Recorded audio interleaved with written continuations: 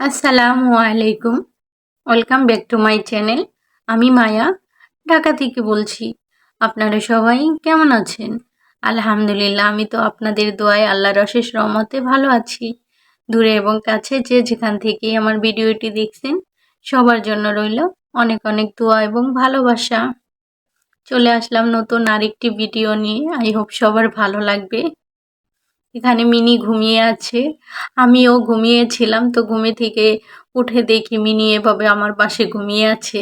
তো সেটা দেখে আমার অনেক ভালো লাগলো, এজন্য একটু ভিডিও করলাম। আর ইদানিং সব ভিডিওতেই মিনিকে একটু একটু রাখার চেষ্টা করি, কারণ আমার কাছে ভালো লাগে।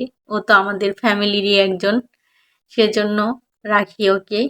তো আমাদের ভিডিওতে যখন অনেকেই দেখা যায় ওকে দেখে ভালো ভালো কমেন্ট করে, আমার কাছে অনেক ভালো লাগে। মিনিকেও সবাই চিনে আমার ভিডিওর মাধ্যমে। এখানে দুপুরের রান্নার জন্য প্রস্তুতি নিতেছি, সবজি কেটে নিতেছি। অনেকদিন পরে একটু সবজি খেতে ইচ্ছে করলো। বেগুন আর আলু দিয়ে মাছ রান্না করব। আর এটা আমাদের এখানে তো ধুন্দুল বলে, কার এখানে কি বলে, এক এক জায়গার এক এক আঞ্চলিক ভাষা আছে। তো এই তো সবজিগুলা কেটে নিয়েছি, ধুয়ে নিতেছি এখন। আজকে এটা তেলাপিয়া মাছ দিয়ে রান্না করব। আমার ভিডিওটি যারা এখনো দেখতেছেন, প্লিজ একটি লাইক দিবেন, সাবস্ক্রাইব করবেন, আমার পাশে থাকবেন। আর যারা অলরেডি কাজটি করে নিয়েছেন তাদেরকে অসংখ্য ধন্যবাদ। এই তো এখানে গরম তেলের মধ্যে মাছগুলা দিয়ে দিতেছি। তেলটা অনেক গরম হয়ে গিয়েছে। তেলটা একটু বেশি গরম হলে দেখা যায় মাছগুলা উঠে যায়, ভালো লেগে যায় না। তেলটা গরম না আসলে মাছগুলা লেগে যায়। আমার নতুন আপুরা যারা আছেন, দেখা যায় তাদের জন্য এই টিপসটা। তো আমিও এক সময় এরকম ছিলাম, মাছ ভাজতে গেলে উঠতো না, ভেঙে চুরে শেষ করে দিতাম, মাছের অবস্থা শেষ হয়ে যাইতো। তো এখন আলহামদুলিল্লাহ মাছ ভাজতে পারি, তরকারিও রান্না করতে পারি। এক সময় আমিও পারতাম না, আলহামদুলিল্লাহ এখন পারি। এখানে সবজিগুলা কষিয়ে নিতেছি।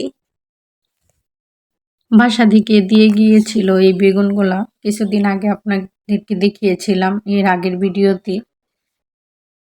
বাসা থেকে বেগুনগুলা দিয়েছিল। এই তো তরকারিটা কষিয়ে তারপর ঝোল দিয়ে দিলাম। আর এই তরকারিটা আমার কাছে অনেক মজা লেগেছিল খেতে। মেয়েও বলেছিল আম্মা অনেক মজা লাগে। মেয়ে তো সবজি খাইতে চায় না, তবু এই তরকারিটা খেয়ে অনেক মজা বলেছিল। যেহেতু খাওয়ার পরে ভয়েস দিতেছি।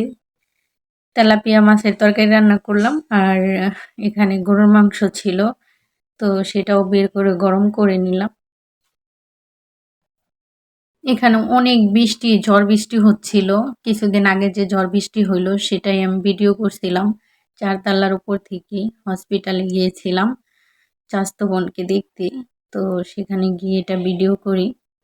আর ওই দিন খিচুড়িও রান্না করেছিলাম। বৃষ্টিতে খিচুড়ি খেতে অনেক ভালো লাগে, তো সেজন্যই খিচুড়ি রান্না করেছিলাম। খিচুড়িটাই তো হয়ে গিয়েছে, এখন মেয়ে আর আমি খাবো। খেয়ে হসপিটালে একটু নিয়ে যাব। আমার সেজো কাকার মেয়েকে হসপিটালে ভর্তি রাখছি, ওদের জন্য একটু নিয়ে যাব। তো সবাই ভালো থাকবেন, সুস্থ থাকবেন। আসসালামু আলাইকুম।